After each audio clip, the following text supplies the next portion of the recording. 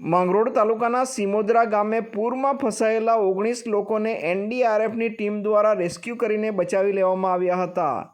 કીમ નદીમાં આજે ભારે પૂર આવતા આ પરિસ્થિતિનું નિર્માણ થયું હતું. સિમોદરા ગામના હરિજનવાસમાં 19 જેટલા લોકો પૂરમાં ફસાયા હતા અને મામલતદાર તેમજ સરકારી ટીમ સ્થળ પર હાજર થઈ હતી. તેઓ દ્વારા એનડીઆરએફની ટીમને રેસ્ક્યુ કરવા માટે બોલાવવામાં આવી હતી અને સહી સલામત રીતે બચાવી લેવામાં આવ્યા છે. માંગરોળના ધારાસભ્ય શ્રી ગણપતભાઈ વસાવા અને આગેવાનો પણ ઉપસ્થિત રહ્યા હતા. આ સંદર્ભમાં મામલતદાર પ્રતિક્રિયા આપી રહ્યા છે. સાહેબ, માંગરોળ તાલુકામાં કયા પ્રકારની વરસાદની સ્થિતિ?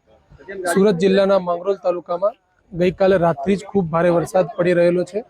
તેની સાથે સાથે જ ભરૂચ જિલ્લાના વાલિયા તાલુકામાં પણ અતિ ભારે વરસાદના કારણે માંગરોળ તાલુકાની કીમ નદી અને ભૂખી નદીમાં પાણીનું સ્તર સતત વધી રહ્યું છે, જેના કારણે સમગ્ર તાલુકામાં અંદાજિત 500થી પણ વધારે લોકોનું સ્થળાંતર કરવામાં આવ્યું છે. તાલુકાની અંદર એસડીઆરએફની 2 ટીમ તૈનાત કરીને નાની પારડી, સિમોદરા, લુવારા અને લીંબાડા જેવા ગામોમાં લોકોને સુરક્ષિત સ્થળે ખસેડવાની કામગીરી હાલ હાથ ધરવામાં આવી રહી છે. નદીઓની કઈ સ્થિતિ છે? નદીઓની વાત કરીએ તો કીમ નદી અને ભૂખી નદી બંનેનું જળસ્તર અત્યારે ભયજનક સપાટી કરતાં નીચું છે, પરંતુ એની સપાટી સતત વધી રહી છે. સાહેબ, કયા ટીમો રેસ્ક્યુમાં અત્યારે હાલ છે આપની સાથે? અત્યારે હાલ અમારી સાથે માંડવી અને વાવ ખાતેની એસડીઆરએફની 2 ટીમ કામ કરી રહી છે રેસ્ક્યુ માટે.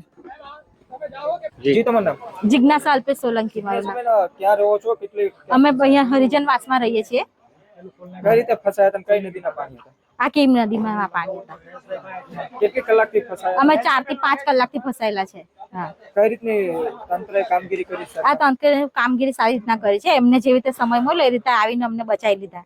કેવું લાગે છે? હવે સારું લાગે છે. સાહેબ, માંગરોળ તાલુકામાં ધોધમાર વરસાદ કેવી પરિસ્થિતિ? માંગરોળ તાલુકામાં છેલ્લા 24 કલાકમાં ધોધમાર વરસાદ થવાને કારણે લગભગ 8 થી 10 ઇંચ જેટલો વરસાદ થયેલ છે.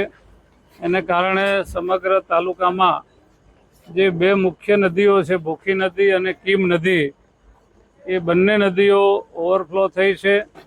જેના કારણે નાની પારડી ગામના 4 જેટલા ભાઈ બહેનો જે મહાદેવજીના મંદિરે વર્ષોનું પૌરાણિક મંદિર છે ત્યાં પૂજાપાઠ અર્થે રોકાયા હતા, એ ફસાઈ ગયા હતા. 2 લોકોને ગામના લોકોએ સવારે બચાવી લીધા. 2 લોકોને એસડીઆરએફની ટીમ, અમારા મામલતદારશ્રી, વહીવટી તંત્રએ હાલમાં જ બોટના મારફતે રેસ્ક્યુ કરીને એને પણ સલામત રીતે બહાર લાવવામાં આવેલ છે. તો મીડિયાના માધ્યમથી તમામ પ્રજાજનોને અપીલ કરું છું કે જ્યાં સુધી વરસાદ થોભી ના જાય, નદીઓમાંથી પાણી ઓછું ન થઈ જાય, ત્યાં સુધી મહેરબાની કરીને કોઈ ઇમરજન્સી કામ ન હોય ત્યાં સુધી પોતાનું ઘર ન છોડે અને ઘરમાં જ રોકાય એવી આપના માધ્યમથી પણ હું વિનંતી કરું છું.